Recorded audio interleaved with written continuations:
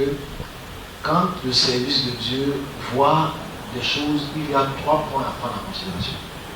Enfin, pour moi, il justifie 3 points. Et pour les autres 20 ou 30 jours. Le problème dans ces 3 points, c'est que je ne vais pas parler de ça, mais la question va dans le bon sens, dans ce sens-là. Mais je saurais le repos. Il y a des choses pour lesquelles le service, dans son individualité, peut aborder vos problèmes. Tu comprends? J'ai vu que tu vas mourir, il avance là. Dans le sens régional ou étatique, je parlais de 3 points.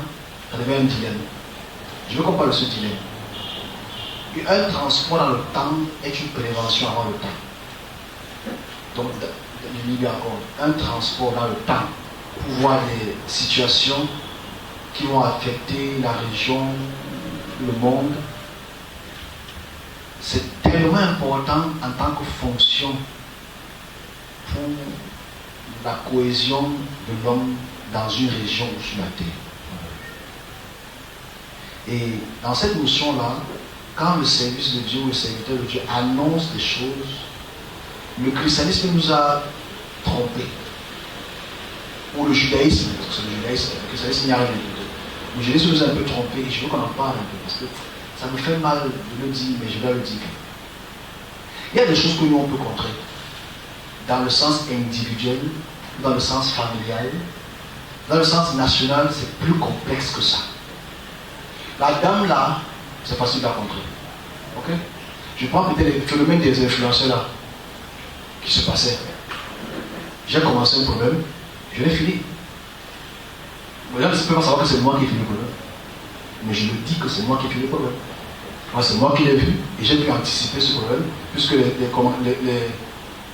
les victimes étaient ici. J'en ai apporté les grands maîtres, spirituellement comme physiquement, ils sont venus ici. Ça, c'est notre histoire.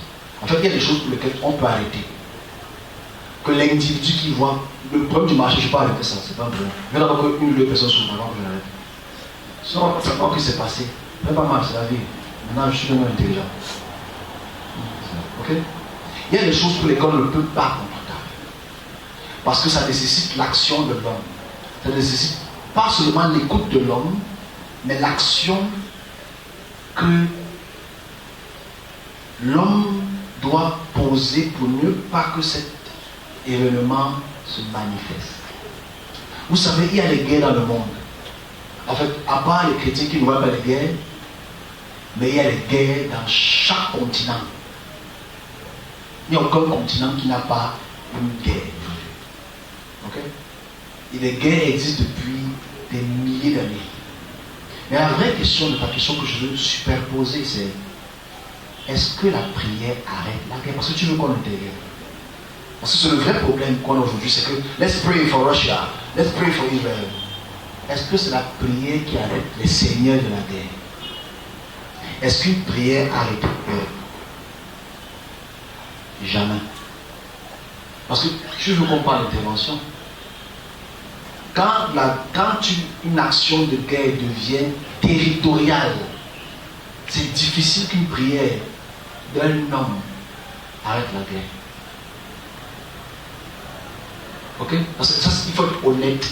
Parce que dans le premier, le judaïsme nous a trompés. Pray and the war will stop. Et voilà pourquoi les serviteurs de Dieu, quand il y a une guerre quelque part, ils commencent à prier. Et la guerre ne s'arrête jamais. Parce qu'en fait, on ne comprend pas la notion avant-garde. C'est-à-dire prévenir avant l'action et s'assurer que les autorités compétentes puissent recevoir ce message et agir selon les directives données. Parce que je prends le cas du Hamas et de la Palestine et de l'Israël. Aujourd'hui, on a près de 11 000 morts, par exemple, en un mois. Ce n'est pas la prière contre Israël ou pour Israël qui va arrêter la guerre. C'est que les partis s'asseyent et décident de mettre une fin à la guerre. On se comprend?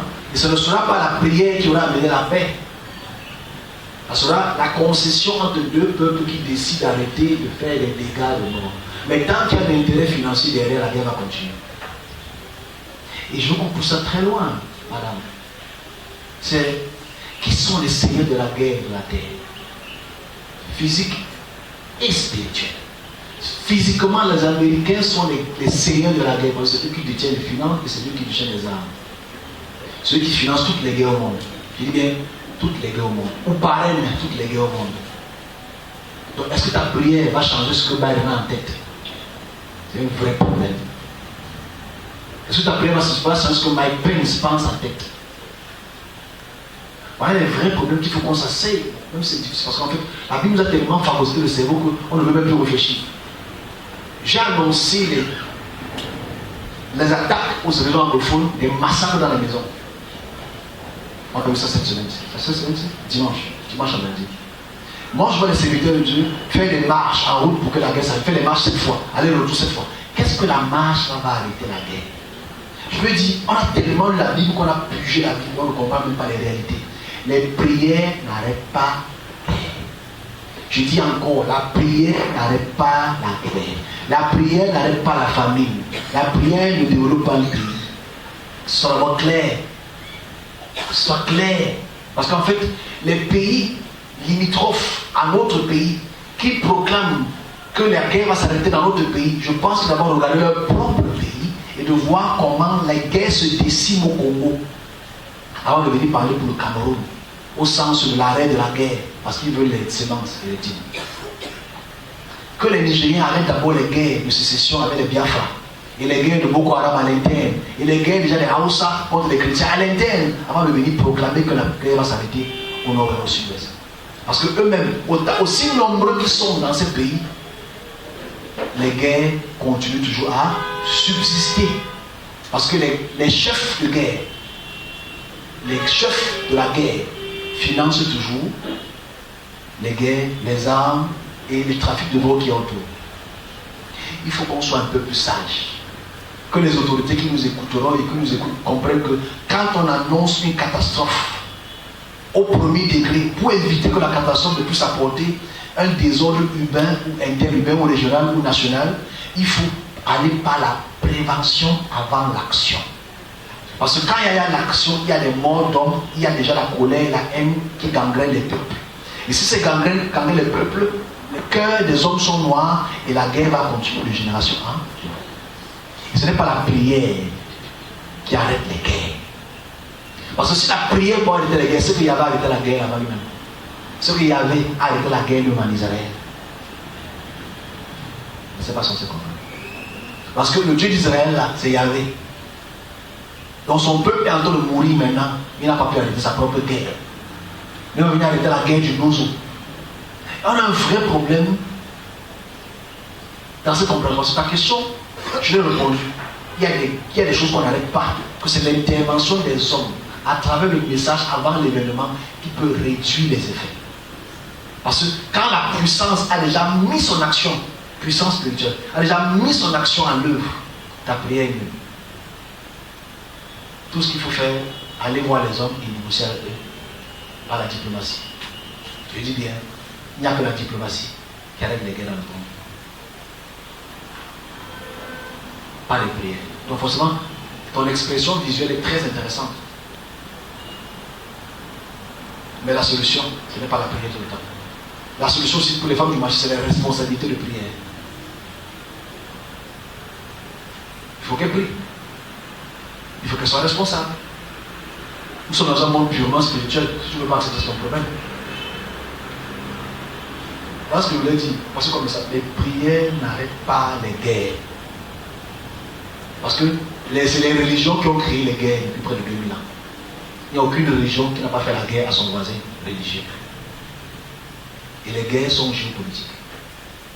Les guerres sont purement énergétiques, financières, économiques, mettons ça ainsi. Donc tant que le gagnant peut gagner son argent, il va continuer à prôner la guerre.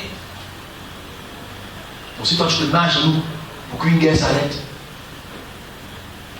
c'est que tu manques c'est que tu as un problème, tu as une dyslexie cérébrale très avancée. Je suis très sérieux. Parce que moi je vois ça, la guerre, ça fait la guerre que j'ai annoncée en 2014, 2015, 2016, 17, 18, 19, 20. On a près de 7 ans de guerre. 7 ans de guerre. Mon frère se met à prier. on ne comprend pas que ce n'est pas la prière qui va arrêter les sécessionnistes de ne pas bombarder. Parce que moi je parlais à un militaire il y a quelques jours. Il dit qu'il y a quel intérêt que la guerre s'arrête? Il n'y a pas d'intérêt que la guerre s'arrête. Parce que si hebdomadairement il y a des financements pour les armes, des financements pour la nourriture, ils mangent. Quand il va vouloir que la guerre s'arrête? Il va que la guerre s'arrête. Donc ta prière, tu vas prier, la langue va sécher. Tant qu'on ne s'assoit pas avec la partie adverse pour recenser le problème et trouver une solution, ta prière est nulle. Ça c'était mon communiqué. Ok, j'ai fini la question.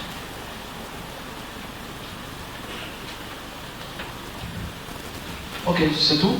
Il y a 30.